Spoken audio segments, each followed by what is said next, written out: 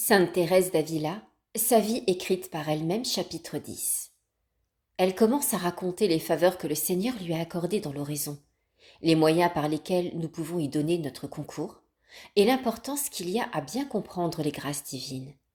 Elle supplie celui à qui elle destine ces pages de tenir secret le récit qui va suivre, puisqu'on lui commande d'exposer avec tant de détails les faveurs reçues de Dieu. Il m'a été donné plusieurs fois, comme je l'ai dit, de goûter durant un temps très court les prémices de la faveur dont je vais parler maintenant.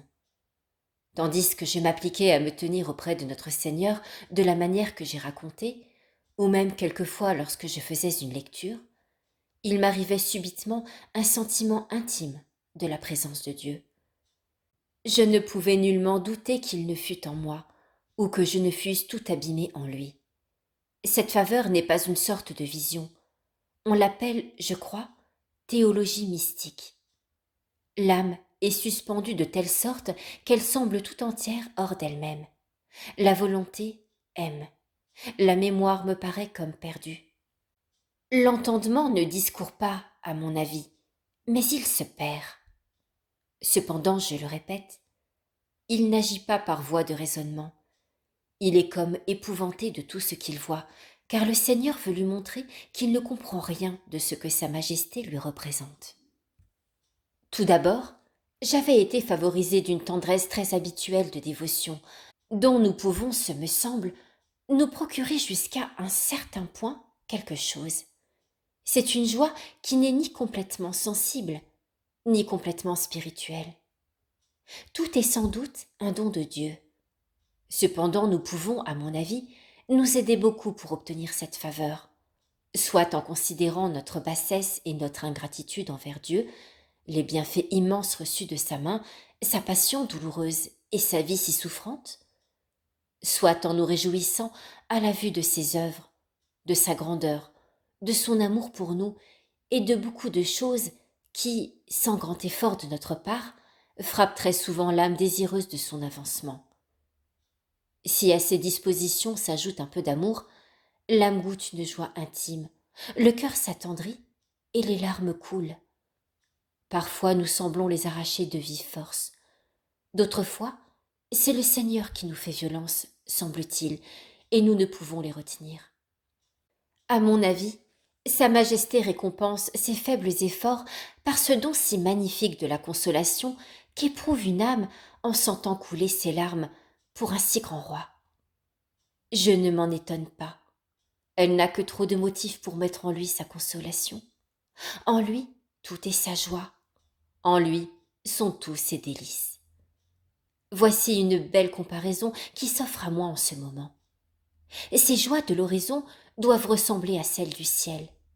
Les bienheureux ne voient que ce que le Seigneur leur donne à contempler d'après leur mérite. Mais comme ils savent combien ils ont peu fait pour l'obtenir, chacun d'eux est content de la place qu'il occupe. Or, il y a une très grande différence entre les divers degrés de bonheur au ciel. Et cette différence dépasse de beaucoup celle qu'il y a dès ici-bas entre les divers degrés de joie spirituelle, quelle qu'elle soit. En vérité, quand une âme commence à goûter ces faveurs divines dont je parle, il lui semble presque qu'elle n'a plus rien à désirer. Elle se considère comme très bien payée de tout ce qu'elle a fait pour la gloire de Dieu. Et elle n'a que trop raison, car une seule de ces larmes, que, je le répète, nous nous procurons presque par nos efforts, bien que rien ne se fasse sans le secours de Dieu, ne pourrait être payée, ce semble, par tous les travaux du monde. Ces larmes produisent en nous un gain inestimable. Et quel trésor plus précieux que celui de posséder quelque témoignage que l'on est agréable à Dieu. Aussi l'âme qui arrive à cette faveur doit lui adresser les plus vives actions de grâce et reconnaître jusqu'à quel point elle lui est redevable, car le Seigneur semble dès lors la vouloir pour sa demeure et la choisir pour son royaume, si elle ne retourne pas en arrière. Elle ne doit pas se préoccuper de certains sentiments d'humilité dont je veux parler. Il y en a qui s'imaginent faire acte d'humilité en ne reconnaissant pas les dons du Seigneur. Comprenons bien, oui, comprenons bien, comme c'est d'ailleurs la vérité. que ce sont des dons que le Seigneur nous accorde sans aucun mérite de notre part. Soyons-en reconnaissants à Sa Majesté. Mais si nous ne savons ce que nous recevons, nous ne nous stimulons pas à aimer. Il est bien certain, en effet, que plus nous nous voyons riches des dons du Seigneur, tout en reconnaissant que nous sommes pauvres par nous-mêmes, plus aussi notre âme avance dans la vertu, et spécialement dans la véritable humilité. Le reste est de nature à décourager. On s'imagine être capable de recevoir de grandes grâces, et dès que Dieu commence à les accorder, on se met à trembler et à redouter la vaine gloire. Croyons-le, celui qui nous accorde ses faveurs nous donnera aussi la grâce de découvrir les tentations du démon dès qu'il commencera à nous tenter sur ce point et la force de les repousser. Mais il faut marcher avec sincérité devant Dieu et être bien déterminé à ne contenter que lui seul et non les créatures. Il y a une chose très claire, c'est que nous aimons davantage une personne quand nous nous rappelons souvent ses bienfaits. Or, s'il est permis et très méritoire de nous rappeler sans cesse que Dieu nous a donné l'être, qu'il nous a tirés du néant, qu'il nous conserve l'existence, que, bien longtemps avant de nous créer, il a préparé pour chacun de ceux qui existent actuellement tous les autres bienfaits de ses souffrances et de sa mort, pourquoi ne me serait-il pas permis de reconnaître, de voir, de considérer très souvent qu'après m'être plu autrefois dans des conversations frivoles, je voudrais aujourd'hui, par un don du Seigneur, ne m'entretenir que de lui. Voici un joyau de prix. Le souvenir qu'il nous a été donné et qu'il est en notre possession nous invite et nous force à aimer notre bienfaiteur. C'est là tout le fruit de l'oraison basée sur l'humilité. Mais que serait-ce donc si on voyait en sa possession, comme certains serviteurs de Dieu, d'autres joyaux bien plus précieux, tels que le mépris du monde et même de soi? À coup sûr, cela serait tenu à se montrer plus redevable et plus obligé envers Dieu. Il devrait bien se persuader qu'il ne posséderait rien de ses faveurs et reconnaître la munificence de Dieu, alors même qu'une âme aussi pauvre, aussi vile et aussi dépourvue de mérite que la mienne n'eût reçu que le premier de ces joyaux, c'eût été suffisant. C'était même trop pour moi, et il a voulu me combler de trésors qui dépassent tout ce que j'aurais pu désirer. De tels bienfaits nous obligent à prendre courage pour le servir avec plus de ferveur et ne pas nous montrer ingrats envers lui.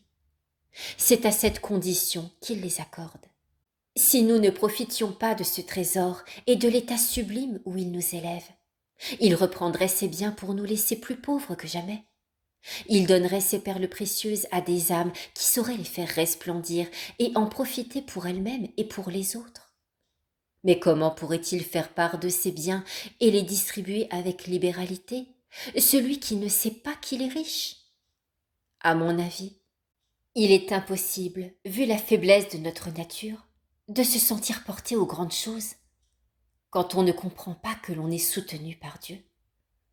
Nous sommes si misérables, si penchés vers les choses de la terre, qu'il est très difficile de mépriser réellement tous les biens d'ici-bas et de vivre dans un détachement absolu, si on ne reconnaît pas en soi quelque gage des biens d'en haut.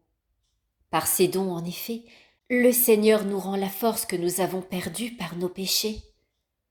Mais si l'on n'a pas des arts, de l'amour divin et une foi très vive, il sera très difficile d'aspirer à devenir un objet de mépris et d'horreur pour toutes les créatures, et de se porter à toutes ces autres vertus sublimes que possèdent les parfaits. Notre nature est si inerte que nous ne nous portons qu'à ce que nous voyons présentement. Voilà pourquoi ces faveurs viennent réveiller notre foi et lui donner de la vigueur. Peut-être que, vu mon peu de vertu, je juge des autres par moi-même. Il peut se faire que la seule vertu de foi suffise à certaines âmes pour accomplir des œuvres très parfaites. Quant à moi, misérable comme je le suis, j'ai eu besoin de tous ces secours. Mais c'est à ces âmes favorisées à s'expliquer. Pour moi, je raconte ce que j'ai éprouvé, comme on me l'a commandé. Si cette relation n'est pas bien, celui à qui je l'envoie pourra la détruire. Il saura mieux que moi en découvrir les défauts. Mais je le supplie, pour l'amour de Dieu, de publier tout ce que j'ai raconté jusqu'ici de ma triste vie et de mes péchés. Dès ce moment, je donne la liberté à tous mes confesseurs, et à lui par conséquent, puisqu'il est de ce nombre, de le faire même de suite, et de mon vivant, s'il le juge à propos, afin que je ne trompe pas le monde plus longtemps, et ne laisse pas croire qu'il y a en moi quelque bien. Oui, oui, je le dis en toute vérité, d'après les sentiments qui m'animent en ce moment. J'en aurai la joie la plus vive. Mais je ne leur donne point la même liberté pour le récit qui va suivre. S'ils viennent à le montrer à quelques personnes, je ne veux pas qu'ils disent quelle est celle qui l'a composé, ni en qui ces choses se sont passées. C'est pour cela que je fais silence sur mon nom et sur celui des autres dont j'aurai à parler. Je veux tout raconter de mon mieux, mais rester inconnu. Aussi je les conjure pour l'amour de Dieu de se conformer à mes désirs. D'ailleurs, l'approbation d'hommes si instruits et si graves suffira pour autoriser les quelques bonnes choses que le Seigneur me donnerait la grâce de dire. S'il en est ainsi, le mérite doit être attribué à lui, et non à moi, car je suis sans talent, ni vertu, et sans le secours de savants ou toute autre personne. Ceux-là seuls qui m'ont commandé d'écrire, et qui, à l'heure actuelle, ne sont pas ici, savent que je compose ce récit de ma vie.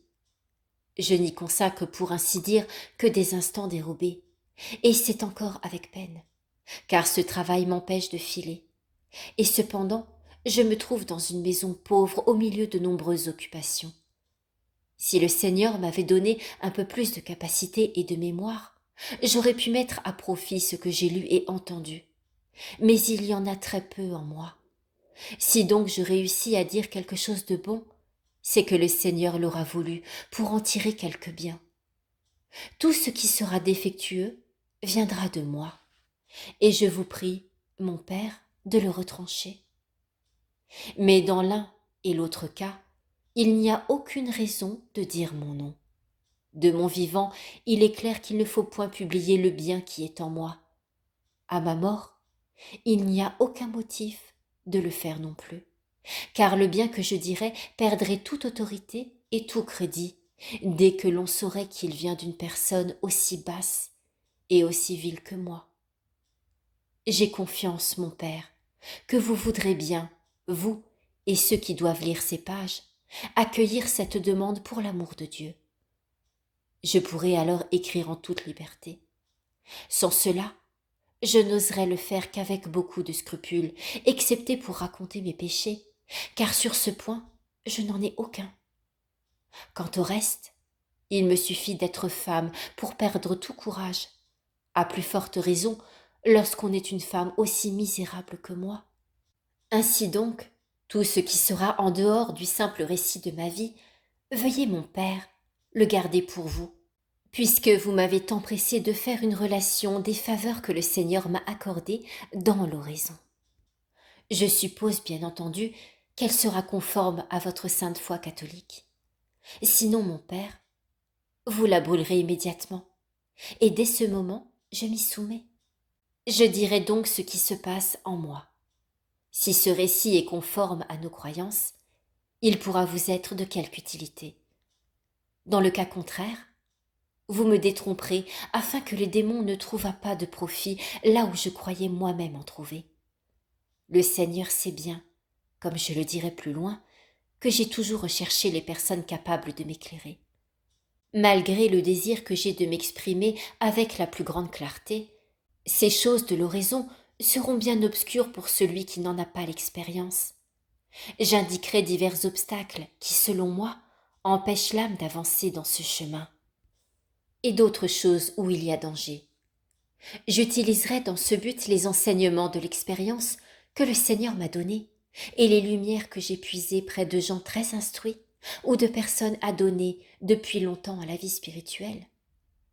Ils ont pu constater que depuis 27 ans seulement que je fais oraison, Sa Majesté m'a donné, malgré tous les faux pas et toutes mes imperfections dans cette voie, autant d'expérience qu'à d'autres qui la suivent depuis 47 ou 37 ans dans l'exercice continuel de la pénitence et de la vertu. Béni soit le Seigneur de tous ses dons. Qu'il se serve de moi, comme il plaira à Sa Majesté. Mon maître sait bien que je n'ai d'autre prétention que de travailler quelque peu à sa gloire et à son exaltation, en montrant comment il a changé un fumier aussi abject et aussi rebutant que mon âme, en un jardin où s'épanouissent les fleurs aux parfums les plus suaves. Plaise à Sa Majesté que je ne les arrache pas de nouveau par ma faute, et que je ne retourne pas à mon premier état. Je vous conjure, mon Père, par amour pour notre Seigneur, demandez-lui cette grâce pour moi.